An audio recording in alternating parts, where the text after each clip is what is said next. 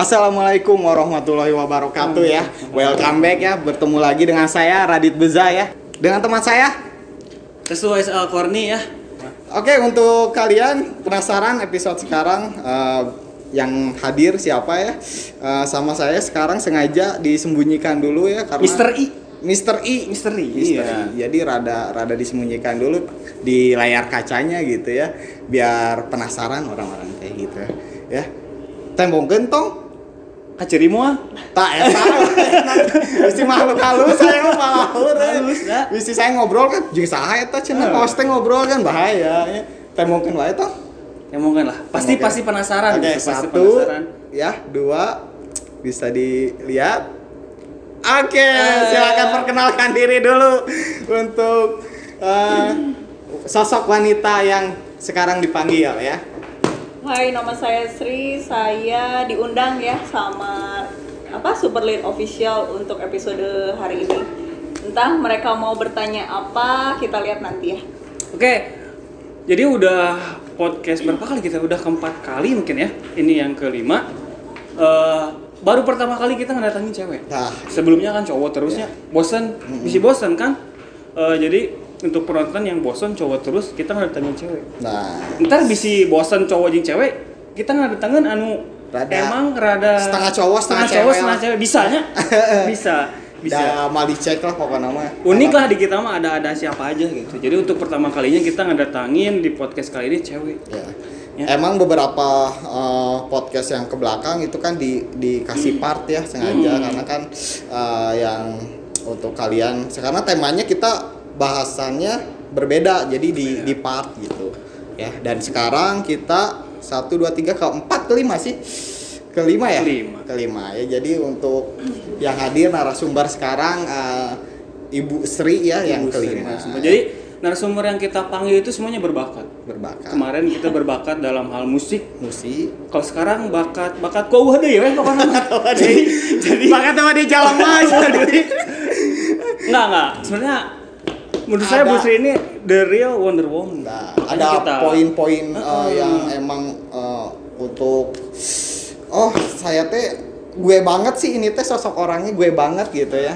Menurut saya dalam kehidupan seseorang mau sebejahat apapun orangnya pasti dia punya sesuatu yang emang bisa kita pelajari dari kehidupannya gitu kan. Karena kan masa lalu itu jadi sebuah pelajaran ya. Dari pelajaran. Apapun itu terkadang kan manusia itu ada naik turunnya dan setiap ada yang diuji itu menguatkan kita gitu ya. Benar. Dan sosok Ibu Sri ini kalau saya lihat seperti Hachi, tahu nggak Hachi? Yang kartun dulu kalau saya mah ngalaman. Pencari madu. Pernah tuh ngalaman waktu dulu suka nonton kartun Hachi. Aduh. Hachi itu udah dulu kejamanan ada gitu di- sama saya mah gitu. Ora kene sih Kalau sekarang itu Global TV. Hachi teh dulu kayak apa ya menceritakan ya mun ibaratnya emang lain lebah gitu kan ya. Tapi hidup sebatang karate bukan berarti kesepian gitu ya. Jadi sosok Ibu Sri itu nanti kita bongkar aja langsung Mr. Restu ya. Sosok Ibu Sri ini kenapa disebut kayak Hachi gitu sebatang kara gitu ya. Gitu. Langsung aja lah kita koreksi aja langsung. Bener. By the way, kegiatan ngapain nih? Sekarang kan kita PPKM ya. Udah nggak kerja kegiatan ngapain? PPKM ya diperpanjang terus kayak SIM gitu ya. PPKM perpanjang, seminggu perpanjang terus. Ngapain jadi kegiatan? Kebetulan kegiatannya di rumah ya tidur aja. Tidur aja. Karena enak kalau buat cewek, bener nggak sih? Apalagi udah nikah, berarti udah ada tanggung jawab dari suami. Kita yang tanggung jawab. Kita memikul beban. Iya, kita yang bertanggung jawab. Kalau cewek emang udah ada kerjaan kalau di rumah meskipun nggak kerja, tapi kan bisa ngurus suami. Tapi suami kerja kan? Suami alhamdulillah masih bisa kerja ya walaupun PPKM, tapi ya masih bersyukur masih bisa kerja. Oke, gimana tadi Hachi? Saya nggak terlalu tahu tentang Hachi ini. Jadi itu ya. langsung nanya aja gitu ke sumber kita kenapa dipanggil Hachi gitu. Maksudnya teh diceritain dari awal gitu kan. Maksudnya teh dari kepergian sosok ibu ya. Nah, dari awal kenapa dipanggil Hachi itu mungkin karena emang berkaitan dengan ibu gitu. Ya. Jadi untuk lebih jelasnya langsung aja berkaitan dengan emang saya itu sebatang kara gitu. Melalui semua rintangan teh sendirian gitu. Nah, itu dari awalnya itu dari umur berapa sih? Kenapa sih bisa sekuat ini, bisa menjalani semuanya dengan luar biasa lah kalau menurut saya sih gitu. Hachi itu kelihatannya udah tua banget ya. Itu film itu udah lama banget dari zamannya saya SMP gitu kalau nggak salah. Itu Hachi memang cerita si Hachi itu. Nah, si Hachi itu memang sosok yang benar-benar masih mungil gitu ya, masih lucu gitu, tapi dengan umur yang segitu itu dia harus mencari jati diri atau mencari kehidupan sebenarnya itu seperti apa. Kenapa saya tuh sendiri gitu ya, kalau bahasa manusianya lah, dia kan lebah gitu ya, bekerja keras lah, berjuang keras, untuk ya ibaratnya nyari makan sendiri, terus untuk menghidupi dirinya sendiri lah ibarat katanya gitunya. Iya. Memikul sendiri. Nah, itu saya sih nggak kepikiran ya sampai kayak si Hachi gitu, enggak. Itu ada atasan saya yang menyebut saya itu seperti Hachi gitu katanya. Ya. Nah, bisa disebutin nggak siapa atasannya? Bapak Adi. Oh, Bapak Adi. Bapak itu. Adi kebetulan nggak ada ya. Biasa kita formasi bertiga. Biasa formasi SP1. SP1. Surat peringatan ini. Biasanya hadir kalau di episode sebelumnya saya yang nggak hadir nih. Dua episode nggak hadir. Sekarang Bapak Adi yang nggak ada ya. Jadi kudu di SPJ wae. Aduh. Jadi dilempar SP-na ke sayanya Kak. Iya. Sudah pernyataan SP. Nah, katanya, oh si Sri ini kayak si Hachi gitu. Kayak si Hachi, saya lagi mikir Hachi. Oh iya juga ya, dipikir-pikir selama ini saya nonton tuh memang, oh iya ya, kehidupan saya tuh seperti itu. Walaupun memang tidak 100% ya, tapi setidaknya, oh iya ya, gue tuh dulu pengen tahu sosok ibu kayak apa tuh memang benar-benar penuh perjuangan gitu.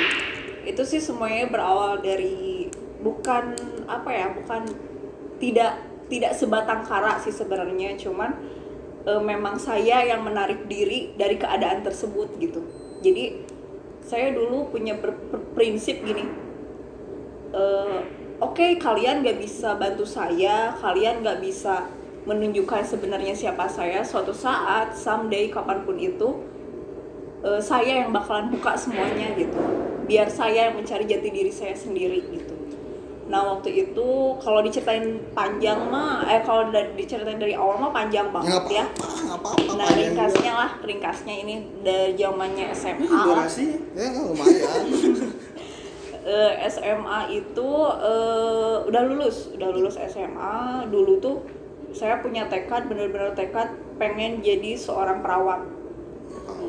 Seorang perawat karena orang tua angkat saya ada yang mengurus mengurus orang tua angkat saya setelah orang tua asli saya itu nggak ada gitu. Nah, mereka nggak ada tuh meninggal. Iya, meninggal. Pada usia berapa tuh? Kalau mama itu meninggal itu pas ngelahirin. Berarti satu hari melahirkan saya, sempat katanya beliau menyusui saya dulu, nah terus meninggal karena beliau itu punya sakit kanker rahim. Jadi sempat berjuang dulu beberapa jam lah ibaratnya. Ya, karena kan kalau mungkin ya nggak tahu sih ini katanya gitu ya, katanya kalau untuk yang kanker rahim itu pilihannya cuma 2, mau anaknya yang diselamatkan atau mau ibunya yang diselamatkan. Kalau misalkan memang si mamahnya yang mau pengen selamat, ya otomatis si bayinya yang diangkat gitu. Tapi nggak tahu lah ya, kehendak Allah itu mah ya. Kalau harus memilih apakah ibu aja yang berpulang atau bayinya yang berpulang? Kalau saya sih kalau saya nih ya, saya sekarang sebagai ibu gitu ya, mending saya aja yang berpulang gitu. Mending bayinya yang berpulang. Mending bayinya gimana sih maksudnya? Iya kan? Ya bayinya itu Ibu Sri itu sebagai yang diceritakan tadi teh sebagai bayi kan tadi kalau harus memilih gitu. Ya, kalau misalnya harus memilih sih mending saya aja lah gitu yang pergi gitu. Tapi kan kebetulan sosok ibu ini saya nggak mau gitu. Saya nggak mau, pokoknya anak saya ini harus ada di dunia, mungkin ya dulu itu seperti itu. Ya nggak mau mungkin beliau berjuang dengan sangat keras ya sampai akhirnya saya 9 bulan dan sampai akhirnya saya melahirkan, dan nyatanya ya memang dia saya tidak dipertemukan dulu dengan sosok ibu ini gitu. Suatu kebanggaan lah kalau untuk saya ya gitu. Nah terus kalau untuk ayah itu meninggal di usia saya 3 tahun, ya sekitar 2-3 tahunan lah. Ini mah lebih pedih dari Haji kalau menurut saya. Iya sih gak nama ya. Aduh, ayo mah. Itu sebenarnya ceurik saya tengah peda make kacamata. Ciramba ya itu sebenarnya. Iya mah Haji level 4. Siga PPKM. Siga makroni lah. Ya, aduh. Itu ceurik sebenarnya. Tisu jadi tutupan. Gitu. Di Gitu, ketika bapak udah meninggal terus diasuh sama diasuh ada. Jadi ini dulu itu almarhum bapak tuh pernah nikah sebelum sama ibu saya. Jadi sebelumnya pernah nikah, terus meninggal juga. Itu meninggal juga, entah meninggal apa, kayaknya sakit deh sama. Nah dari keluarga sebelumnya itu mereka punya anak-anak. Nah terus nikahlah sama mama saya, dari mama saya punya saya. Jadi saya itu sebenarnya punya keluarga, cuman satu bapak beda ibu gitu. Ya gitu. Nah yang ngasuh saya ini tuh masih ada darah dari bapak, kakak lah gitu. Berarti masuknya berarti sama ibu tiri lah. Ya, ibu tiri lah gitu ya. Kalau yang jadi keluarganya jadi keluarganya bapak itu yang ngangkat saya sebagai anak. Oh gitu, jadi diangkat. Diangkat sebagai anak gitu. Tapi dalam waktu itu sih masih polos lah ya, maksudnya belum tahu. Jadi saya taunya itu ya manggilnya mama bapak aja. Nah itu ketika tahu perjalanan itu, ketika dari bayi terus ditinggal di umur 3 tahun, itu siapa yang menceritakan? Ada dulu guru ngaji. Oh guru ngaji. Kenapa dengar dari orang lain nggak dari keluarga sendiri? Itu makanya ini berkaitan kenapa saya menarik diri dari mereka gitu. Jadi saya mutusin buat udahlah gue hidup sendiri aja, ngapain gitu, gue stres gitu. Karena nggak tahu jati diri. Karena nggak tahu jati sebenarnya gue tuh siapa sih gitu. Nah sewaktu-waktu lah mungkin memang udah petunjuk kali ya, waktu saya main untuk benerin apa ya kakak gitu kalau nggak salah dulu tuh. Karena kan CRT-nya itu anaknya guru ngaji. Nah mereka itu selalu kalau ketemu saya gitu, tetangga-tetangganya dulu yang dulu di tempat tinggal mama itu selalu bilang gini, ih si Neng udah gede lagi, cing sabarnya. Kan saya dari situ berpikir ya, jual sabar gitu ya. Jual sabar gitu naon. Nah saya udah berpikir setelah dari SMA kan udah agak dewasa ya, walaupun pemikirannya hanya main, hanya apa, ego masih tinggi kan. Nah dari situ sabar apa sih, sabar naon sih gitu. Nah datanglah saya, nggak sengaja sih, memang ada sesuatu yang harus saya tanyakan gitu, bukan masalah ini, maksudnya teh mau benerin apa KTP, mau bikin KTP atau apa gitu, saya lupa. Oh berarti itu udah beranjak dewasa dong? Iya udah beranjak dewasa. Berarti tahu semua cerita itu sudah beranjak dewasa ya? Nah baru tahu. Nah pas adalah guru ngaji, Neng katanya kemana aja, katanya udah gede mah main aja ya gitulah pokoknya segala macam. Iya pak, cing sabarnya gelis cenah sing sing gede hate lah, kalau cek Sundana mah gede hate gitu. Kenaon gitu pak. Nah saya dari situ kenaon, dari situlah mereka membuka, pak kenapa jadi di akte itu tuh beda nama orang tua saya yang ngasuh saya ini sama yang sebenarnya. Makanya saya nanya, kenapa pak si akte ini teh namanya bukan bapak yang ini. Nah dari situlah dia kan mau nggak mau ngejawab ya, karena posisi saya udah beranjak dewasa, karena masalah ini mungkin nggak bisa ditutup-tutupi terus, si anak ini nggak bisa dibohongi terus gitu. Dari situlah dia membuka suara, ya ternyata selama ini tuh orang tua kamu tuh nggak ada, kalau itu tuh orang tua asli, orang tua angkat, orang tua kamu asli kamu tuh meninggal, katanya kalau mama sakit, kalau bapak itu dulu kerja di, kalau zamannya sekarang depan Itenas itu dulu pabrik kan, kalau nggak salah pabrik apa sih kayak kayu gitu loh, mebel kali. ya ada orang jahat gitu lah segala macem. Oh gitu, iya. Jadi yang ini teh sebenarnya bukan orang tua kamu, kayak gitu kasarnya ya. Orang tua kamu. Oh iya, saya di situ shock dong ya. Selama ini saya kaget kaget. Situ saya ngelamun, dan kakak saya yang benar-benar sayang sama saya sih dulu tuh apa-apa diturutin Kakak gitu sosok asli. kakak. Enggak, kalau dari almarhum mama itu saya tunggal, nggak punya kakak, nggak punya adik. Ini dari keluarga mama yang satunya. Dari bapaknya lah gitu. Dari bapaknya. Ada kakak cewek kan satu. Kalau saya kan orang Jawa ya, kalau mama Sunda, kalau bapak Jawa. Jadi saya manggil ke kakak yang cewek ini, yang satu bapak ini tuh manggilnya Mbak. Dari situ dia juga nah sih kunaon si anak ini teh beda. Jadi saya semenjak tahu itu saya jadi kelakuan beda weh. Selalu diasingkan ajanya kalau di rumah tuh. Selalu diasingkan apa sih? Dari situ saya paham. Oh ternyata selama ini tuh kenapa perlakuan beda tuh karena saya tuh anak orang gitu ya. Ya kasarnya lah seperti itu. Oh dari situlah. Oh kenapa ketika aku minta kuliah teh di nanti harus berjuang dulu. Udah weh kamu setahun ini kerja dulu apa segala macem. Kunaon sih gitu tak. Nah akhirnya lah semua pertanyaan itu tuh ada jawabannya kalau menurut saya. Saya dari situ menarik kesimpulan. Oh ternyata apa yang saya inginkan tuh nggak pernah terlaksana tuh karena saya tuh anak orang lain gitu. Nah dari situ saya memang mulai dari lulus sekolah itu saya berjuang buat cari kerja apapun itulah. Pertama saya dapat kerja tuh di SPG di apa itu jalan Embong gitu, jalan Embong lah pokoknya SPG tas. Nah, dari situ bayangin baru keluar sekolah, baru dapat kerja, gajian pun belum gitu loh. Saya udah memutuskan untuk kabur dari rumah. Karena saya ngerasa sakit hati lah ya. Sakit hati selama ini saya dibohongin gitu. Padahal maksudnya sekarang saya pikir, oh iya orang tua angkat aku tuh bukan ngebohongin aku sebenarnya, tapi nyari waktu yang pas buat ngejelasin. Tapi dengan cara yang salah mungkin. Sebenarnya mungkin menjaga perasaan juga. Karena kan seorang orang tua itu harus membicarakan, harus tepat timingnya. Ya, gitu. nah dari situ kabur. Kakak saya yang perempuan ini yang nyari kemana apa segala macem. Ada handphone saya jual, pokoknya saya udah nggak mau lah. Kiranya saya teh pas kabur teh anggeus sampai antepkeun tuh kudu diteangan gitu.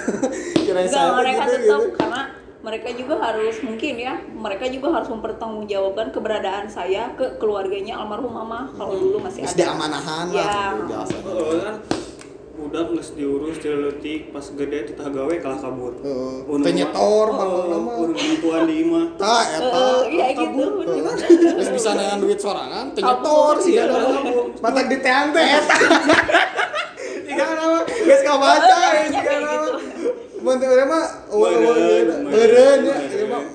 Kesimpulan orang kan beda-beda ya. Kesimpulan saya sama kesimpulan Mr. Restu mungkin sama ya. Tujuannya ke situ. Nah, padahal dia tuh orang tua angkatnya nyari itu karena saya. Iya, karena saya. Kan perempuan tiba-tiba minggat di rumah pasti khawatir dong. Takut ada apa gitu kan. Iya. Terlebih dia baru kerja, nggak punya duit, ya gimana gitu. Pasti khawatir. Gembel kayaknya tuh gitu pemikirannya tuh, tapi enggak lah. Dari situ saya menarik diri tanpa tengah malam loh. Saya pergi jam berapa ya, 10:30 jam 12-an lah. Masih ingat itu saya cuman bermodalkan baju seragam kerja sama beberapa baju yang saya pakai yang saya bawa. Tah itu tujuannya mau tinggal di mana? Nggak tahu. Apa pokoknya pergi tahun berapa gitunya? Saya tak pernah ningali awewe di kolong jembatan gitu. Si Gana iya gitu. Teu panggilna ayeuna beureun si Gana beureun ya. Kolong jembatan. Pas dirinya keur ngamen lin. Lain permurungkul gitu si Gana. Tiris. Aduh, orang teh cenah ka pisan si Gana eta beureun ya. Tapi teh-nya tak apal gitu kan ya. Di flyover geus dibangun. Flyover mana lah teh lah. Dari situ pergi. Pokoknya saya pergi aja dulu gitu. Pergi, nah. Gak ada tujuan. Gak ada yang ngajak. Gak ada, pokoknya gak ada, sendiri aja. Sendiri, nah. Saya ingat teman saya ada yang ngekos nih di belakang, tapi posisinya dia memang udah pindah. Jadi saya tahu kosan itu di belakang tempat kerja, di belakang banget tempat kerja, mirip banget, tinggal ke tempat kerja tinggal jalan lah, nggak perlu ongkosan gitu. Dateng lah jam 1 jam 2-an lah, ngetok. Untungnya si ibunya teh masih bangun gitu. Waktu itu ingat agak-agak baik, masih muda lah. Nah dari situ, teteh cari kosan katanya begitu. Iya bu, cari kosan, ada yang kosongnya gitulah, biasa ya dilihatin, menawarkan. Berapa bu sebulan kan, kalau di situ masih murah ya, dulu masih 350 ribuan lah gitu. Tahun seberapa ya tanya 350? Tahun berapa ya, saya lulus sekolah tuh 2016 gitu kalau nggak salah gitu. 2016. Nggak mungkin, 2016 nggak mungkin. Paling tahun 99, Ren. Enggak beneran. 2016. Saya tahun 2012 lulus saya. 2000 berapa ya? Saya lupa ya, saya mah nggak tahu lah. 2000 genap meren. 2000 genap. 2000 genap. Ting 8 genap. Tiga nama. Dari situ, tapi saya tuh menjelaskan bu, sebenarnya saya tuh lari dari rumah. Kenapa neng? Ya saya cerita lah gitu. Bu, boleh nggak saya tinggal di sini, tapi nanti dibayarnya setelah saya gajian. Oh nggak apa-apa, sok boleh. Nganjuk lah nganjuk lah gitu. Dan di situ Allah masih sayang ya sama saya daripada ngegembel gitu. Ya udahlah gitu, memang kosan seadanya sih, tapi ya nyaman lah gitu, kasur ada. Ya udah ngekos lah di situ, ngekos di situ, biasa kerja. Si ibu saha tah? Si ibu saha? Nggak tahu gue sih, nggak kenal si ibunya, nggak tahu namanya ibu siapa. Nah itu diturutan sombong pisan, geus ditulungannya. Teu ingat ngaran ibuna saha di. Tapi rezeki dia pasti ngalir pas saya. Tapi kan seenggaknya tah sosok si ibu itu teh yang awal yang menolong saya minggat dari rumah gitu. Si ibunya punya Instagram nggak? Kita tag di sini. Kalau nggak nanti barangkali nonton di YouTube ini, wah orang digeroan nih. Tak ibunya kayak bisanya kontak lah lewat DM ke Superlead-nya, dan kayak saya dikasih tahu gitu. Dipromosikan kos-kosanan. Bisa saya dikontekin gitunya tah. Bu, ibu teh pernah nolong gitu. Siapa tahu kan aya saberapa persen gitu si ibu gitu. Jadi masa nggak ingat sih ibu siapa yang lupa itulah. Pokoknya waktu itu pasti ibu-ibu ya. Iya ibu. Waktu itu posisinya masih muda, masih inget lah, rambutnya teh pendek lah. Tahu tapi letak kosannya di mana? Tahu, nggak tahu lah kalau misalnya sekarang masih ada apa enggak, kosannya udah lama banget itu mah. Udah lama banget nih 2000 genap waktu tahun sebelumnya 2002 hiji 15 tahun. SD kayaknya. Ya, tahun yang lalu. Di situ akhirnya tinggal, tetaplah kerja di situ. Nah, nggak taunya ke berapa harinya, keempat harinya saya kabur gitu, kabur. Ternyata hebatnya si kakak aku ini tuh tahu tempat kerja aku tuh di situ. Padahal saya sebelumnya saya cuman bilang udah kerja daerah Jalan Emong, daerah Braga gitu. Yeah. Tapi dia nggak tahu dari mana dia tuh datang ke tempat kerja itu. Tapi sempat kontekan gitu. Sempat kontak tapi sama saya nggak diangkat karena kan handphonenya langsung saya jual. Karena apa? Karena saya nggak mau kontekan sama keluarga sama sekali. Kira saya teh dijual teh emang butuh buat bayar kosan. Enggak. Oh enggak. Kira itu. Udah, pas itu datang lah, cukup datang. Suruh saya, Sri itu ada yang nyari, siapa? Katanya kakak. Pas dilihat iyalah. Kakak saya yang perempuan itu. Sampai saya nangis-nangis di situ. Dibilang kenapa? Yang cek Sunda mana nanaonan sih mana teh kabur gitunya, geus boga naon aneh gitu tah. Dari situ saya menjelaskan bahwa ya secara garis besar saya tidak terima dengan perlakuannya seperti itu, dan kenapa tidak menjelaskan bahwa sosok keluarga saya sebenarnya tuh seperti itu gitu. Ya udah, cina kamu minta maaf, dan dari situlah saya surat lah, bikin surat bahwa saya tidak akan pernah kembali lagi ke rumah kalau posisi saya satu belum berhasil, kedua saya akan kembali ke rumah dalam posisi saya meninggal atau menikah. Itu saya hanya akan datang ke rumah itu dalam posisi seperti itu, karena saya di situ masih ego ya apa sih, umur segituan 17-18 kan masih kumaha urang gitu masih tinggi egonya. Masih tinggi. Lewat sampai sekarang juga enggak sampai masih tinggi egonya sampai sekarang.